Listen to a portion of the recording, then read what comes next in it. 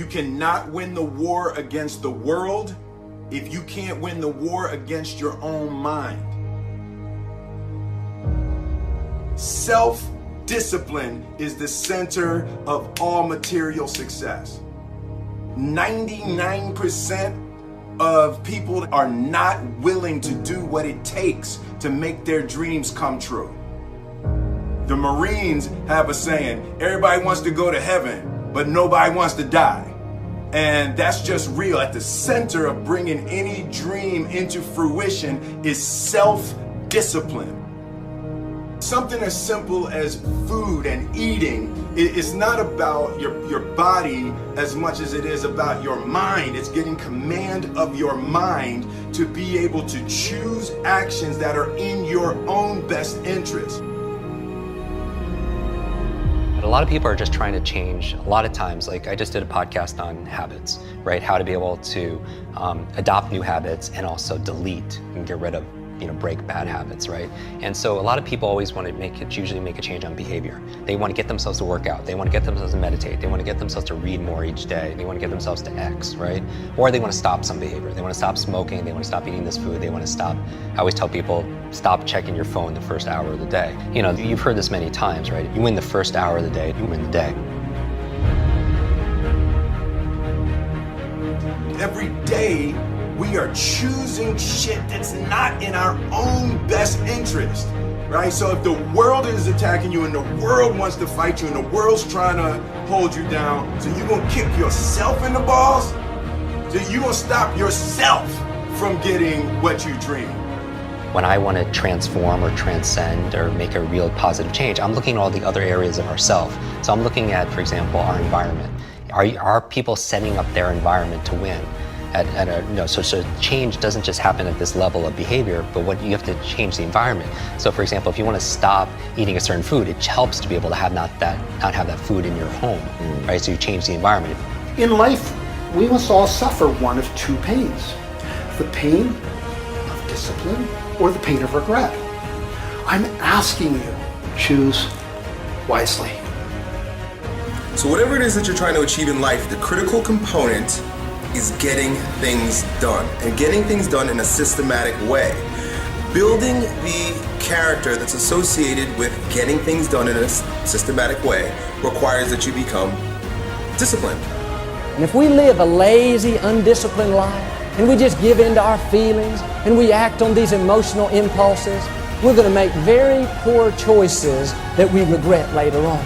We would be much better off to just discipline ourselves right now, so that later on, we don't have to carry that heavy load of regret.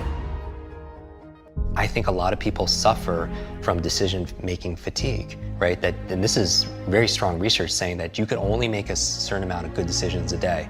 And after that is spent, you can't anymore. And that's really been fine-tuned in the medical field with surgeons and such, in terms of seeing their, where they're making their errors and stuff with early on in the day or later in their days and stuff like that. But we all, as entrepreneurs or as employees and executives or as parents, we all can make a certain amount of decisions. And that's why, people like Mark Zuckerberg or Tony Hsieh, they wear the same t-shirts and sweatshirts all the time because they don't want to spend, use up one of their decisions thinking, oh, what am I going to wear today?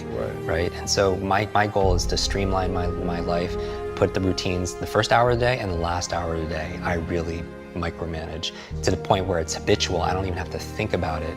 And then, because those are the times of the day where I can really have the most impact, because later on in the middle of the day, team members need this, there's firefighting this, client needs that. But the first hour, the last hour, I really want to control. So all this really helped develop grit and resilience, in my body, so I can have the ability to persevere. And also, I stand guard to my brain all the time, what goes in. I don't watch like a lot of the negative news and all the marketing. I really focus, I watch and I listen to your show and maybe a handful of little things I read each day, because I need to keep it positive. I want hope and I'm looking for help. I'm looking for inspiration and also instruction. Self-discipline is the definition of self-love. When you say that you love yourself, that means that you have behavior towards yourself that is love. Like you say to yourself, hey man, look, I know you want to eat that pizza and it'll be really good, but I can't let you eat that, man, because if you eat that pizza, you're gonna feel like shit. And I love you too much to let you eat that. And I think the word discipline has kind of gotten a bad name. We think about it in terms of punishment. I'm not talking about discipline in that way. I'm talking about discipline in the sense that you forego immediate pleasure for the exchange of long-term self-respect. Self-love is when you say to yourself, man, look, I know you and that girl got a real connection. I know y'all vibe, but that's your girl's cousin. So I love you too much to let you do that. Self-love is, hey, look, I know you got a test on Monday, you know. I know you really want to go out with your friends. It's Saturday night, you want to go out, but if you fail that test, you're not going to feel good about yourself. You know, I love you too much to let you go out tonight. Self-discipline is self-love. If you want to be happy, you have to love yourself, which means you have to discipline your behavior. The road to sustained happiness is through disciplining your behavior.